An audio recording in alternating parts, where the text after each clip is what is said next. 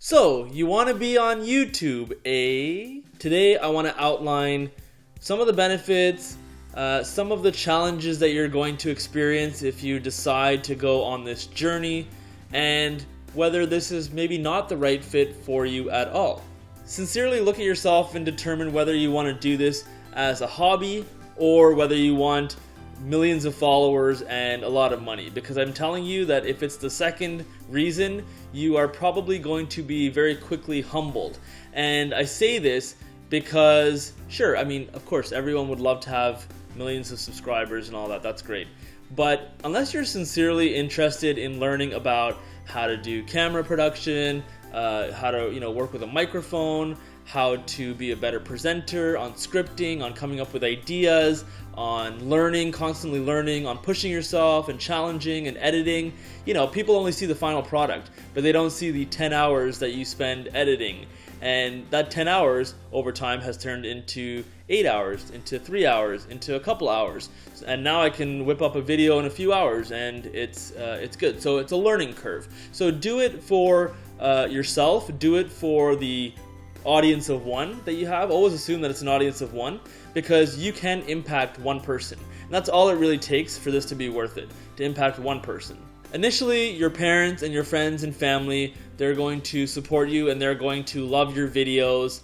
And the reality is, they may not necessarily be your target audience. And so your goal should be to find out and figure out who your target audience is as soon as possible. Time is the only way to really determine that.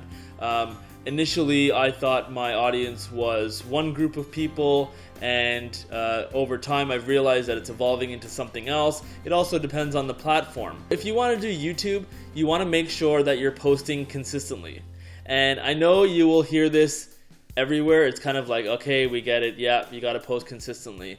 But the reality is that people will just fall off and they won't come back and they won't see that you're being serious about providing content to them. So they'll bounce. They'll come, they'll check it out, and they'll leave. I'm definitely putting an effort in every week after week, day after day, to make sure that the audience that I do have, regardless of how big or small it is, they're being satisfied with what they're receiving in terms of content. And a good way to determine whether they're satisfied is to listen. Don't take things too personally. I know that YouTube's algorithm and Facebook's algorithm can push you to the bottom very quickly, and then you're not going to get exposed and you're not going to get likes, and you're going to think, wait a second, this was an awesome video or this was an awesome post, and all of a sudden no one's watching it. Why is that?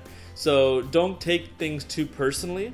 Set deadlines and get over it. I mean, a lot of times we don't actually end up doing the things that we want in life because we strive for perfection.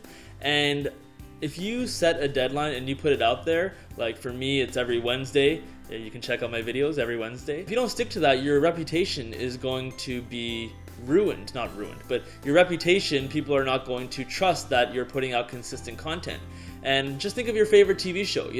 If your favorite TV show it comes out every Thursday at 8 o'clock, and you go Thursday at 8 o'clock and it's not there, you're going to be kind of annoyed. Although your audience will be small at first, you want to set that standard high in the beginning so that you are actually serving your audience and keeping them happy and making sure that you're consistently producing new content. Come in with an open mind and be ready to learn and to deliver. It's going to be very different than you think it's going to be. The most surprising people will show up out of nowhere and say, you know what, your videos are amazing. And then people who you were expecting to say, oh yeah, your videos are amazing, kind of disappear. If people care about you, they're going to understand that you're going through a learning process and that you're not perfect.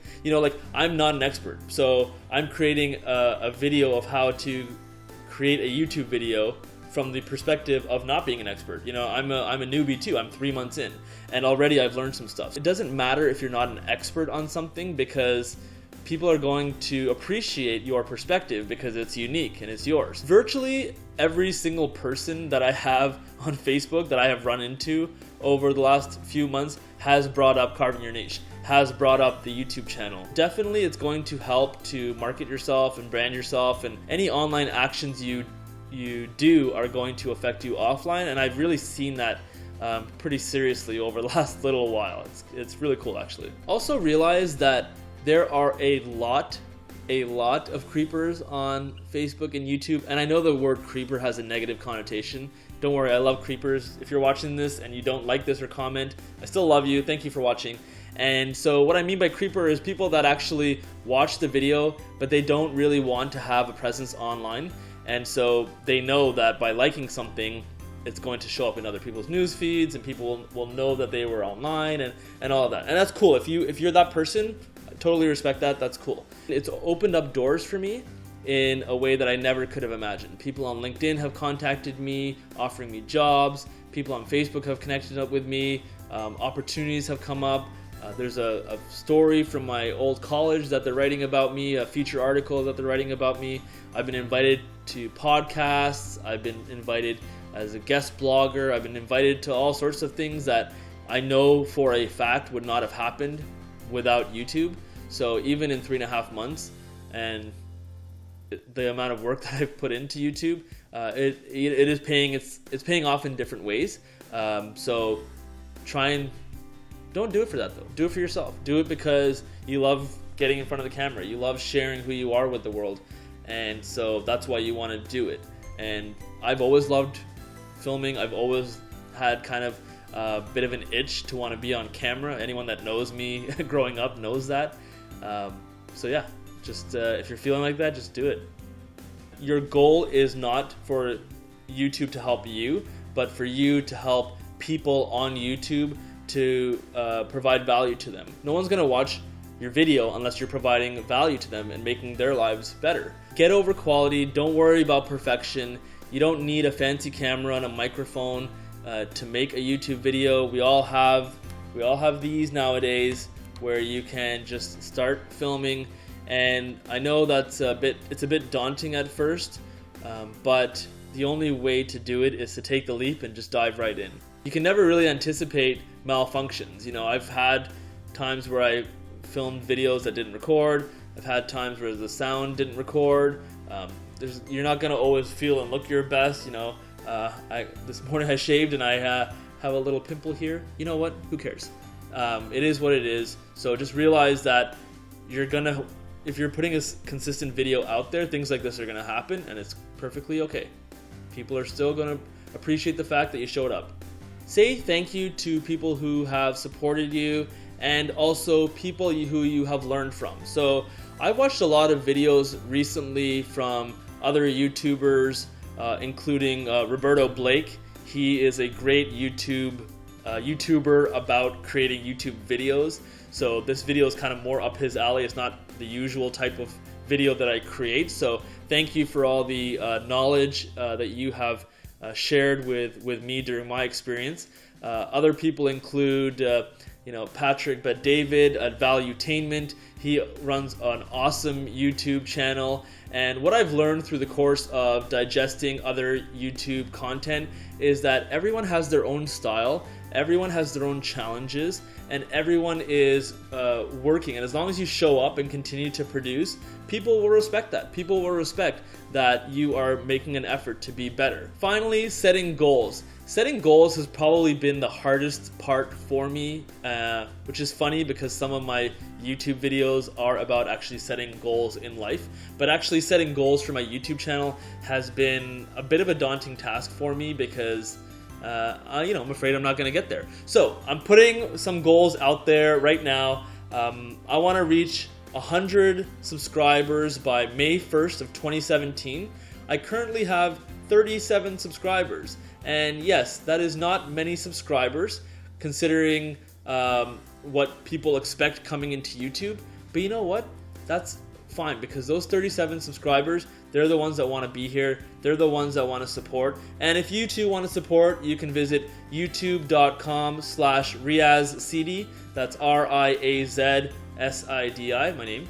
And there you can subscribe and follow along with all the videos. Another goal I want to set for myself right now is to reach 1,000 subscribers by the end of 2017. So yes, this is ambitious, I know, but I am confident that if I keep producing content, I continue to market on different platforms, I continue to grow and become better, that I can reach 1,000 subscribers by the end of 2017. That being said, goals are just that. the amount of number, like ultimately the number of people who watch and the number of likes and subscribers, likes are overrated. The reality is that if someone watches this video and takes away a message from it, but doesn't engage or like or comment on the video, it could be more powerful. It could really be more powerful, because you know what? Maybe that person that watched the video is lacking the courage and confidence right now to really engage on Facebook or on YouTube or on any of the platforms where I'm posting, and they've taken something from a message that I or another YouTuber have said, and they've walked away and have actually enriched their lives because of it. And that's way more powerful than a like. We have a very special goal setting New Year's resolution episode coming on December 28th. So I want you to get ready to check that out. It's going to be awesome. It's going to be a lot of fun. And essentially, if you want to know what it is, I'm going to go through my annual goal setting exercise for 2017. Every year I do a goal setting exercise and come up with a power word. So if you want to figure out your power word for 2017, join me on December 28th, where we're going to do the exercise together live. And also, if you're curious as to what it's all about, you can check out carvingyourniche.com/powerword, where you'll see last year's exercise, where my word for this year was courage. And so far, so good. I have maintained a lot of my goals for this year. 2016 has been a great year. So if you want 2017 to be a great year for you, definitely check out that video. Thank you so much for watching. My name is Riaz Sidi. Stay positive as usual, and I will see you next week for an episode of Carving Your Niche.